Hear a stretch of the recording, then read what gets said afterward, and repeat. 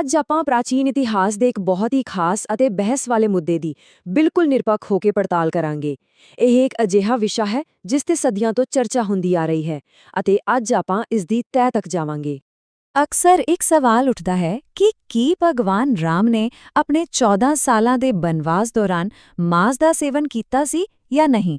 ਹੁਣ ਦੇਖੋ, ਇਸ ਗੁੰਝਲਦਾਰ ਸਵਾਲ ਦਾ ਜਵਾਬ ਲੱਭਣ ਲਈ ਸਾਨੂੰ ਬਹੁਤ ਧਿਆਨ ਨਾਲ ਇਹ ਸਮਝਣ ਦੀ ਲੋੜ ਹੈ ਕਿ ਪ੍ਰਾਚੀਨ ਸੰਸਕ੍ਰਿਤ ਗ੍ਰੰਥਾਂ ਦਾ ਅਸਲ ਵਿੱਚ ਅਨੁਵਾਦ ਕਿਵੇਂ ਕੀਤਾ ਜਾਂਦਾ ਹੈ। ਇਸ ਵਿਸ਼ਲੇਸ਼ਣ ਵਿੱਚ ਆਪਾਂ ਦੋ ਵੱਖੋ-ਵੱਖਰੇ ਨਜ਼ਰੀਏ ਦੇਖਾਂਗੇ ਜੋ ਅੱਜ ਦੇ ਮਾਹਰ ਵਰਤਦੇ ਨੇ।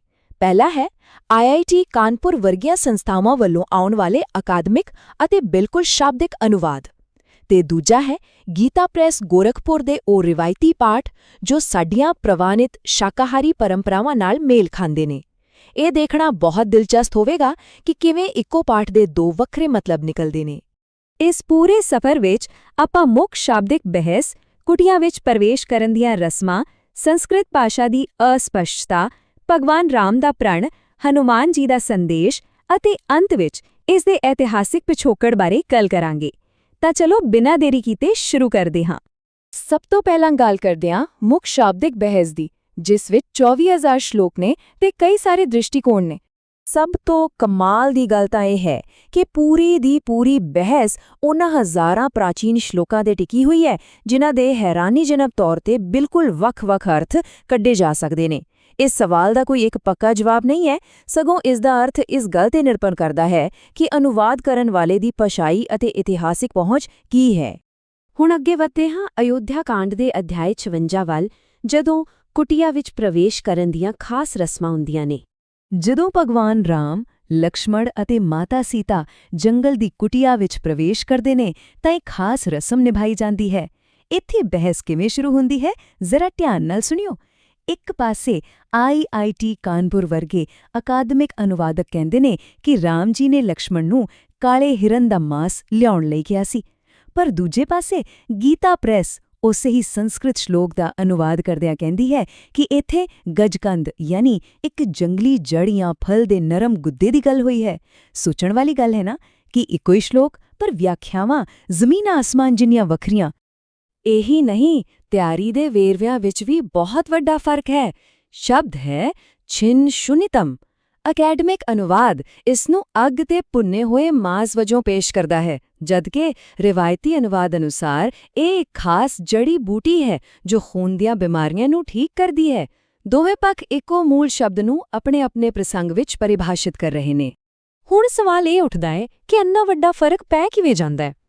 ਆਓ ਸੰਸਕ੍ਰਿਤ ਭਾਸ਼ਾ ਦੀ ਅਸਪਸ਼ਟਤਾ ਨੂੰ ਸਮਝੀਏ, ਜਿੱਥੇ ਇੱਕ ਸ਼ਬਦ ਦੇ ਕਈ ਅਰਥ ਹੁੰਦੇ ਨੇ। ਉਦਾਹਰਣ ਵਜੋਂ ਮਾਨਸਮ ਸ਼ਬਦ ਨੂੰ ਹੀ ਲੈ ਲਓ। ਮੋਨੀਅਰ ਵਿਲੀਅਮਜ਼ ਵਰਗੀਆਂ ਮੰਨੀਆਂ ਪ੍ਰਮੰਨੀਆਂ ਡਿਕਸ਼ਨਰੀਆਂ ਮੁਤਾਬਿਕ ਇਸ ਸ਼ਬਦ ਦਾ ਅਰਥ ਜਾਨਵਰ ਦਾ ਮਾंस ਵੀ ਹੋ ਸਕਦਾ ਹੈ ਅਤੇ ਬਿਲਕੁਲ ਵੱਖਰਾ ਕਿਸੇ ਫਲ ਦਾ ਨਰਮ ਗੁੱਦਾ ਵੀ ਹੋ ਸਕਦਾ ਹੈ। ਬਸ ਇਹੀ ਉਹ ਸ਼ਬਦ ਹੈ ਜਿਸ ਦੇ ਆਲੇ-ਦੁਆਲੇ ਇਹ ਸਾਰੀ ਬਹਿਸ ਘੁੰਮਦੀ ਹੈ। ਇਸੇ ਤਰ੍ਹਾਂ ਇੱਕ ਹੋਰ ਸ਼ਬਦ ਆਂਦਾ ਹੈ ਮੀਡੀਅਮ। ਜਦੋਂ ਕੁਝ ਅਕਾਦਮਿਕ ਅਨੁਵਾਦਾਂ ਵਿੱਚ ਮਾंस ਦਾ ਜ਼ਿਕਰ ਹੁੰਦਾ ਹੈ ਤਾਂ ਨਾਲ ਇਹ ਸ਼ਬਦ ਵੀ ਆਂਦਾ ਹੈ ਜਿਸ ਦਾ ਮਤਲਬ ਹੈ ਪਵਿੱਤਰ, ਯਾਨੀ ਕਿ ਜੇਕਰ ਇਹ ਪੂਜਨ ਬਣਿਆ ਵੀ ਸੀ ਤਾਂ ਇਹ ਸਿਰਫ ਵੈਦਿਕ ਰਸਮਾਂ ਲਈ ਸੀ, ਨਾ ਕਿ ਜੀਭ ਦੇ ਸਵਾਦ ਜਾਂ ਕਿਸੇ ਸ਼ੌਕ ਲਈ। ਫਿਰ ਇੱਕ ਬੜਾ ਹੀ ਗੁੰਝਲਦਾਰ ਸ਼ਬਦ ਹੈ ਆਮਿਸ਼ਮ। ਇਸ ਦਾ ਮਤਲਬ ਮਾंस ਤਾਂ ਹੋ ਹੀ ਸਕਦਾ ਹੈ, ਪਰ ਇਸ ਨੂੰ ਮਸਾਲੇਦਾਰ ਪਕਵਾਨ, ਐਸ਼ੋ-ਆਰਾਮ ਦੀਆਂ ਚੀਜ਼ਾਂ ਜਾਂ ਤੋਹਫੇ ਵਜੋਂ ਵੀ ਅਨੁਵਾਦ ਕੀਤਾ ਜਾਂਦਾ ਹੈ। ਇਸ ਤੋਂ ਸਾਨੂੰ ਪਤਾ ਲੱਗਦਾ ਹੈ ਕਿ ਪ੍ਰਾਚੀਨ ਭਾਸ਼ਾ ਕਿੰਨੀ ਡੂੰਘੀ ਅਤੇ ਬਹੁਪਰਤੀ ਹੈ। ਹੁਣ ਚੱਲਦੇ ਹਾਂ ਅਯੋਧਿਆ ਕਾਂਡ ਦੇ ਅਧਿਆਇ 20 ਵੱਲ, ਜਿੱਥੇ ਭਗਵਾਨ ਰਾਮ ਮਾਤਾ ਕੌਸ਼ਲਿਆ ਨਾਲ ਕੁਝ ਵਾਅਦੇ ਕਰਦੇ ਨੇ। ਬਨਵਾਸ ਤੇ ਜਾਣ ਤੋਂ ਪਹਿਲਾਂ ਲਏ ਗਏ ਇਸ ਪ੍ਰਣ ਨੂੰ ਦੇਖੀਏ ਤਾਂ ਬਹਿਸ ਹੋਰ ਵੀ ਦਿਲਚਸਪ ਹੋ ਜਾਂਦੀ ਹੈ। ਰਿਵਾਇਤੀ ਅਨੁਵਾਦ ਕਹਿੰਦੇ ਨੇ ਕਿ ਰਾਮ ਜੀ ਨੇ ਹਰ ਤਰ੍ਹਾਂ ਦੇ ਮਾंस ਦਾ ਤਿਆਗ ਕਰਕੇ ਸਿਰਫ ਫਲ, ਜੜਾਂ ਅਤੇ ਸ਼ਹਿਦ ਤੇ ਗੁਜ਼ਾਰਾ ਕਰਨ ਦਾ ਪ੍ਰਣ ਲਿਆ ਸੀ। ਪਰ ਗੋਵਿੰਦਰਾਜ ਵਰਗੇ ਕੁਝ ਵਿਦਵਾਨਾਂ ਦਾ ਤਰਕ ਹੈ ਕਿ ਜਿਹੜਾ ਖਾਸ ਸ਼ਬਦ ਵਰਤਿਆ ਗਿਆ ਸੀ ਉਸ ਦਾ ਮਤਲਬ ਸੀ ਕਿ ਉਹ ਸਿਰਫ ਐਸ਼ੋ-ਆਰਾਮ ਵਾਲੇ ਅਤੇ ਮਸਾਲੇਦਾਰ ਭੋਜਨ ਯਾਨੀ ਆਮਿਸ਼ਮ ਨੂੰ ਛੱਡ ਰਹੇ ਸੀ ਤਾਂ ਜੋ ਇੱਕ ਸਾਦਾ ਜੀਵਨ ਬਿਤਾ ਸਕਣ। ਹੁਣ ਇੱਕ ਹੋਰ ਅਹਿਮ ਘਟਨਾ ਦੀ ਗੱਲ ਕਰਦੇ ਹਾਂ।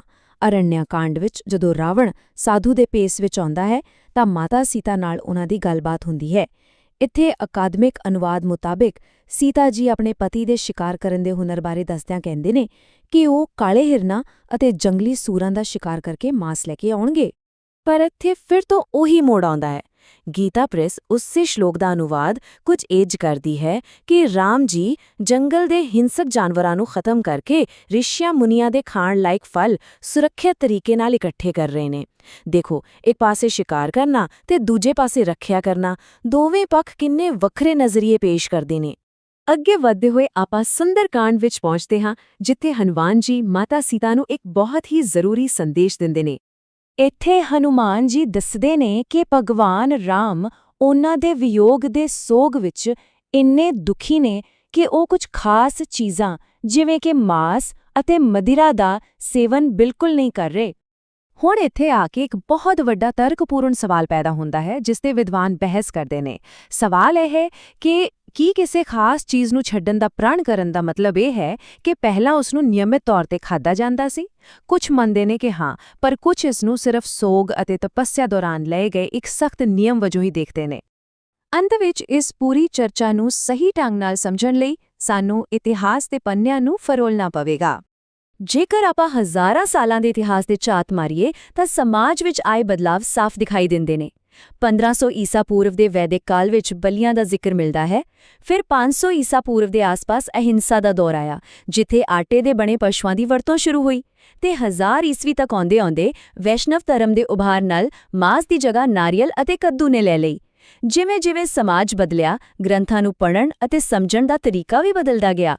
ਰਾਬਰਟ ਪੀ ਗੋਲਮੈਨ ਵਰਗੇ ਉੱਘੇ ਵਿਦਵਾਨ ਵੀ ਇਸ ਗੱਲ ਨਾਲ ਸਹਿਮਤ ਨੇ ਕਿ ਬਾਅਦ ਵਾਲੇ ਸਮੇਂ ਵਿੱਚ ਅਨੁਵਾਦਾਂ ਨੂੰ ਵੈਸ਼ਨਵ ਧਰਮ ਦੀਆਂ ਕਦਰਾਂ-ਕੀਮਤਾਂ ਦੇ ਅਨੁਕੂਲ ਬਣਾਇਆ ਗਿਆ।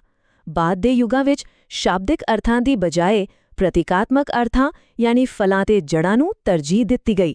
ਸੱਚ ਤਾਂ ਇਹ ਹੈ ਕਿ ਕੋਈ ਵੀ ਇੱਕ ਪੱਖ ਪੂਰੀ ਤਰ੍ਹਾਂ ਗਲਤ ਨਹੀਂ ਹੈ, ਸਗੋਂ ਦੋਵੇਂ ਹੀ ਵਿਆਖਿਆਵਾਂ ਬਹੁਤ ਸਤਿਕਾਰਿਤ ਨੇ ਤੇ ਆਪੋ-ਆਪਣੇ ਸਮੇਂ ਦਾ ਪ੍ਰਤੀਬਿੰਬ ਨੇ। ਤੇ ਦੋਸਤੋ, ਇੱਥੇ ਸ੍ਰੀ ਗੁਰੂ ਨਾਨਕ ਦੇਵ ਜੀ ਦੀ ਉਹ ਡੂੰਗੀ ਗੱਲ ਯਾਦ ਆਉਂਦੀ ਹੈ, ਮਾਸੂ ਕਰ ਮੂਰਖ ਝਗੜੇ। ਇਹ ਸਾਨੂੰ ਬਹੁਤ ਹੀ ਸੋਹਣੇ ਤਰੀਕੇ ਨਾਲ ਯਾਦ ਦਿਲਾਉਂਦਾ ਹੈ ਕਿ ਅਸਲ ਅਧਿਆਤਮਿਕ ਸ਼ਰਧਾ ਇਹਨਾਂ ਸ਼ਾਬਦਿਕ ਖਾਣ-ਪੀਣ ਦੀਆਂ ਬਹਿਸਾਂ ਤੋਂ ਕਿਤੇ ਉੱਤੇ ਹੈ। ਤਾਂ ਜਾਂਦੇ-ਜਾਂਦੇ ਇਹ ਸਵਾਲ ਤੁਹਾਡੇ ਸਾਰਿਆਂ ਲਈ ਹੈ ਕਿ ਅਸਲੀ ਸੱਚ ਸ਼ਬਦਾਂ ਦੇ ਅਖਰੀ ਅਰਥਾਂ ਵਿੱਚ ਛੁਪਿਆ ਹੈ ਜਾਂ ਉਸ ਸੰਦੇਸ਼ ਦੀ ਅਧਿਆਤਮਿਕ ਪਵਿੱਤਰਤਾ ਵਿੱਚ? ਕੀ ਇਤਿਹਾਸਿਕ ਬਰੀਕੀਆਂ ਫਰਜ਼ ਅਤੇ ਸ਼ਰਧਾ ਦੇ ਸਦੀਵੀ ਪਾਠਾਂ ਨਾਲੋਂ ਜ਼ਿਆਦਾ ਮਾਇਨੇ ਰੱਖਦੀਆਂ ਨੇ? ਇਸੇ ਡੂੰਘੇ ਸਵਾਲ ਦੇ ਨਾਲ ਆਪਾਂ ਅੱਜ ਦੇ ਇਸ ਵਿਸ਼ਲੇਸ਼ਣ ਨੂੰ ਇੱਥੇ ਹੀ ਖਤਮ ਕਰਦੇ ਹਾਂ। ਉਮੀਦ ਹੈ ਤੁਹਾਨੂੰ ਅੱਜ ਕੁਝ ਨਵਾਂ ਅਤੇ ਵੱਖਰਾ ਸੋਚਣ ਦਾ ਮੌਕਾ ਮਿਲਿਆ ਹੋਵੇਗਾ।